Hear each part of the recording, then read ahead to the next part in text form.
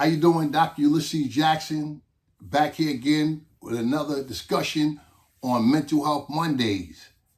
I want to thank everybody that follows, subscribe, hit that like button, and share it, man. I want to really thank y'all a lot about that, man, for following the discussion. But today we're going to talk about the difference between bullying and hating. A lot of time we have somebody say, he hated on me, or she's a hater. That's cool. But we don't want to really aspirate, evaluate that and make it bigger than it really is. It could be something as, she don't like my dress, or he don't like the way I wear my hat. Hating. And then it could go to extremes. And then that's where some bullying come in. See, a hater's a hater. A hater can't tie up violence into nothing. I hate you. That's not violent. The bullying part is where it becomes violent. So I want to be clear on some things. I like to go up the top of my head a lot, but there's some things I want to be clear as we discuss this bullying versus hating. And the best way to start that is this, give you the definition of it. So I have right here, bullying is different than hating because bullying is defined as someone who seeks to harm, intimidate, or coerce someone who they believe is vulnerable. That's a bully. So what a bully gonna do, I wanna harm you. That's what a bully, mentally, physically, I wanna harm you in some way. That's what bully. And I wanna coerce you because I think you're vulnerable. Picking on the weaker ones. You're a bully. You know what I'm saying? Or picking somebody you don't even know where they stand, but you wanna bully them. So remember, the biggest thing to take away from bullying is that person is seeking to harm someone, right? Who they think is vulnerable. What is hate? Y'all can look this up yourselves. I just add my twist to it, but it's the same meaning. Hate is defined as the intense or passionate dislike for someone. Heard what I said? Hate, intense, passion, dislike for someone. So that means this person said, oh, she hating on me. You're in their presence. I could be coming through the airport. He's a hater, she's a hater.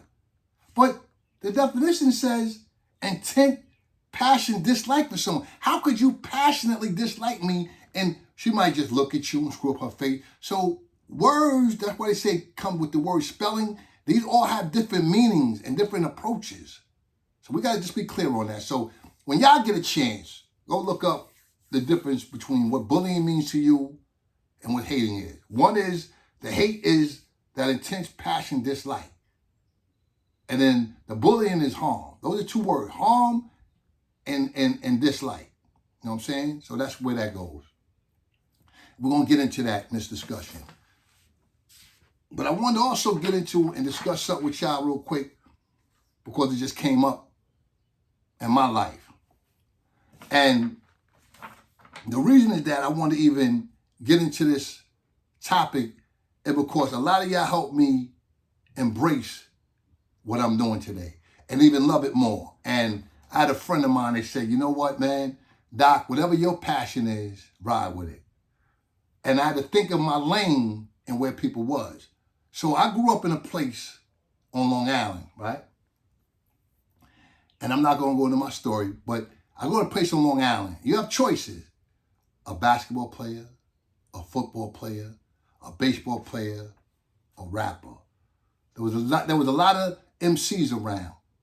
When I looked at what it was going to take to rap and be an MC, I said, well, my wordplay wasn't good like that on the mic. You know what I'm saying? But people around was. I grew up in the era on Long Island. I got named MC from Long Island. Y'all know who they was. Whether I knew them or knew somebody that knew them, I was around. So when I realized that I'm not picking up the microphone and I'm not going to do that, so what do I got to do? Right? Did I learn that board and the beat machine, all that? wasn't something I wanted to do. It wasn't a passion of mine. So I knew right then and there that I wasn't going to be a producer. So I had no one around me to emulate that I wanted to be like as far as MCing. But I did learn from a friend, came with my boss at the time, worked at Def Jam, Theo Brown. He hired me on to do promotions. And I love that. And I love to see hanging up poster boards and an artist blow up. I love people like, who's that? You know, that before all that social media and Instagram and Twitter. That was right when MySpace was dying. We was out there doing that urban promotion, that poster board. I loved it. I met a lot of people, some of the biggest artists today. I promoted them from ground level, and I just loved it. But again, I had nobody to emulate as far as what I wanted. I didn't know what I wanted to do. When I was younger growing up, I saw George Jefferson moving on up. I wanted to do something like that, but I didn't even really know what he did till later on in life. And go back and, when y'all get a chance, tell me what George Jefferson did. But it was just, he came downstairs, he had the briefcase. I didn't know where I wanted to go. I didn't know what I wanted to do. But I love the MCs. I love going to the show. I love when I saw Slick Rick and Dougie Fresh do Lottie Dottie live, crazy. The Tunnel, crazy. So I was around, but I didn't know what I wanted to do. But I definitely wasn't into masonry, carpentry, you know what I'm saying, plumber, HVAC. That wasn't really my lane. So I'm still sitting in a place where I'm trying to find out who can I emulate. There was no doctors around. There was no lawyer that I knew. There was nobody that was going to influence me to become a doctor and have a PhD, which some people in academia call a terminal degree and the highest degree you can get. I didn't have a guide to do that. So without the role model, I became my own competition. And I tell y'all, the choice that was made to me as I was getting older and moving on, and I got associates and I got a bachelor's and a master's, then I put myself in a situation where I was in trouble. And I heard some people say it was either Harvard or Yale. No, for me, it was either Harvard or jail. And I took the choice to go this route, you know what I'm saying, and get real into my education, you know what I'm saying? Did all the street stuff. But now I'm in school and I'm moving forward, trying to shake and bake. But I still don't have nobody to emulate. So I just said, you know what? I'm going to make myself my own competition. So I wasn't trying to be better than Soul For Real that lived on Long Island. They were singing. I wasn't going to try to be better than any of the rappers. I was competing with me. Get straight A's. Graduate magna cum laude. See what you can do. And I had to create my own lane. And I say this with reservation. If you get a chance, Google how many Americans hold a PhD. When I looked that up and I saw at the point when I was graduating, it said less than 1.9%. If you break down African American, men, women, Native American, it goes all the way down. So it was nobody, I didn't have nobody around to say, I want to be like them. But yet I had all this experience with me. But I love to read. I loved it, you know what I'm saying? And I just said, you know what, I'm just going to keep going. And most of my encouragement came from women that were social workers. I think right now I might know 2 black men that are social workers. But I know hundreds of social workers, all women, that saw what I was trying to do and they supported me. So toward the end of my journey, it was some women that, you know, gave me the game. You know what I'm saying? So to put it in layman's terms, my direction mostly it came from the street and running around, you know, and saying that a woman was going to be my guide in my direction was something that was something that I wasn't doing. All right. There was no one to look up to in this field. So I just kept it going. So I'll say this, man. My journey, where it took me, was to education and getting as many A's as I can get. You know, and that's how I wound up here. That rolls into the hating. I don't hate on nobody. You know what I'm saying? Or I try not to. You know, I might have been slipping once or twice, but no, I'm so conscious of where I want to go. Why would I hate a basketball player and I see my man jumping around real high, boom, Durant and all of them? You know what I'm saying? Like, come on, that's not what I do. I see and Rihanna blowing. I don't do that. You know what I'm saying? I see some of the rappers go, I don't do. This is what I do. I do discussions on human behavior and mental health counseling. How we gonna roll all this up right now into bullying and hating started with about 2 or 3 weeks ago, and I'm not immune to this. I was online and I saw somebody commented like something like, this guy's a sucker, or this guy so-and-so called himself Dr. J. Faking. To me, and it was a stranger, or somebody that want to identify themselves, some numbers. And I read it. And I was touched. I'm like, fuck it. But I understand, you won't get this. And I said, and I thought about it. I said, what the fuck is? So I delete the comment. And I sat and I thought about it. Why would somebody do that? Now, if I didn't have tough skin, I could have went off.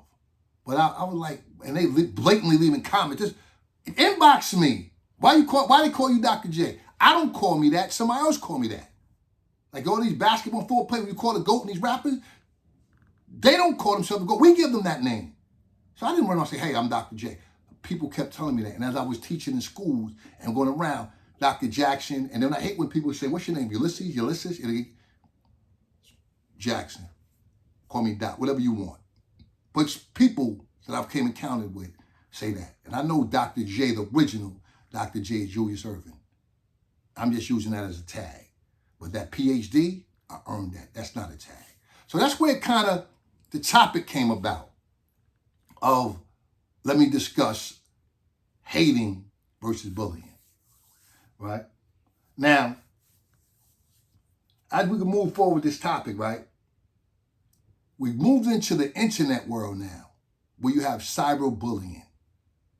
And this is very, very, very serious. Like with these people on the internet surfing on the train, and other people and friends encourage them to go doing it. Back when I was younger, it was writing graffiti on the wall, writing graffiti on train cars.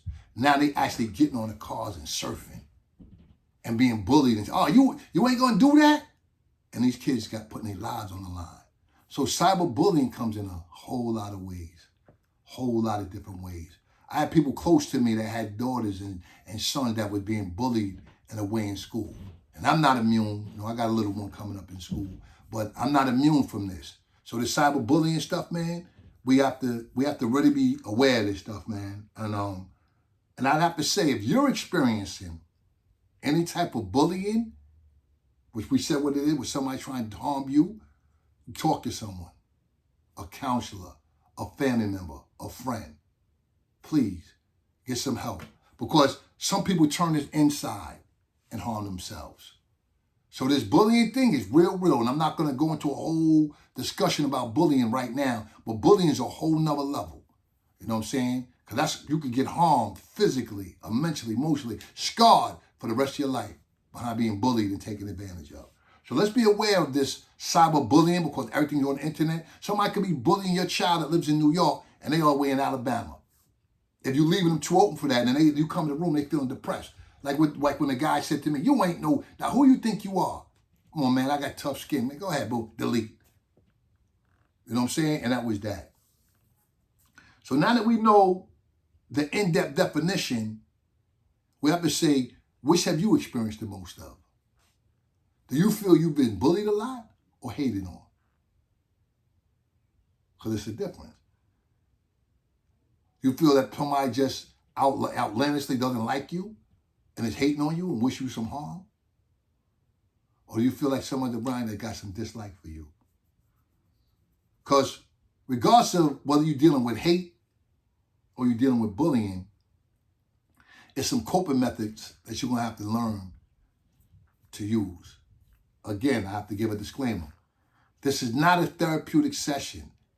This is a discussion on Mental Health Mondays, and the topic happens to be bullying and hating and the difference. And so, yes, we're going to all need somebody to talk to, some type of coping skills to deal with this. Now, that way it gets sticky. When there's hate or there's bullying, that's coming from someone that's close to you that you love. Because then who do you tell? You feel lost. You feel trapped. You feel like, who can I go to with this? I'm stuck. My mother, my sister, my cousins, my best friend, my BFF, my homegirl is a hater. You have to weigh it up. Does she really mean you harm and that dislike? Right? So now, when you get a chance to evaluate where this hate is coming from or this bullying, is it a casual encounter? Is this coming from somebody, a stranger, something simple? If it's from the internet with cyberbullying, try to find out if it's a way that you could block them. You ain't got to keep the argument going. And we already watch on the internet when somebody, up. And with the way guns is going crazy around these violence, it's pathetic. And you don't know who's going to take that bullying or who been bullying and is just done with it and got a zero tolerance right now. Me and a few people was talking the last couple of days about the gun violence all throughout America. We said, what happened to you fight your friend or your neighbor, brush yourself off, the next day y'all playing with y'all Tonka trucks? No. Today, it ain't no let's go in the back and square and shoot a fair one. So that bullying is real. You bully somebody, the next day they come to school with a 40 cal. And then when everybody wonder, what gun violence, where we get the gun? Again, I'm not going into that discussion about counseling, what bullying is. But that's what's happening right now. Some people just ain't having it. Zero tolerance. So understand, if you got a person that's trying to bully you or a hater, could you block them and get away from them? That's a suggestion. Because I'm not going to be up around somebody that I feel don't like me or want to do me some harm. Especially when I could identify it. I'm cutting. But see, it's different with somebody's in a situation where that person is helping them with bills, or say they're their loved ones, or say, they got children together and stuff. That's why your evaluation is yours. You know what you're experiencing. You know the relationship between you and that person.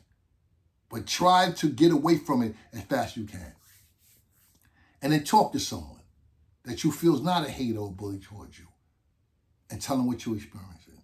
Say, I'm going through this and I'm going through that. And what should I do? I said, if they're not the one to talk to, because we all ain't got all the answers. We all ain't counselors. So let's not get that twisted. You may be know somebody to confide in, and they may be able to guide. And for those that want to know where to find a counselor, check this out. It's a website called Psychology Today. And I'm not promoting that, but I'm letting you know, and no matter what state you live in, www.psychologytoday. Put in your zip code, and anybody that does social work, mental health counseling will come up in your area, right? And that's where you can find some help. Psychologytoday.com. And if whatever insurance you have, you can put that insurance next to it, and it'll show you all of the providers in your area. Just so be, I cover the entire state of New York. But right now, my website says I'm not taking any clients because, I believe what y'all say, they rated me at a rate where, I'm all right, and I can't take another client. But if you're looking for a counselor, go to Psychology Today, get somebody to talk to. Because again, in this life, man, we're going to have to do a lot of stuff on our own. This ain't a team thing. And everybody yelling, we need mental health, we need mental health. And somebody said on a podcast I was here listening to the other night, and it's something that I don't know the author who said it, but the person was making an illustration how there are no bunk beds in the graveyard. That's a one-man job. When it's over, it's over. So understand that some of these journeys in life, you're going to have to walk it yourself. We used to say you're going to have to walk them dogs. So you're going to have to find that help that you're looking for. You know what I'm saying?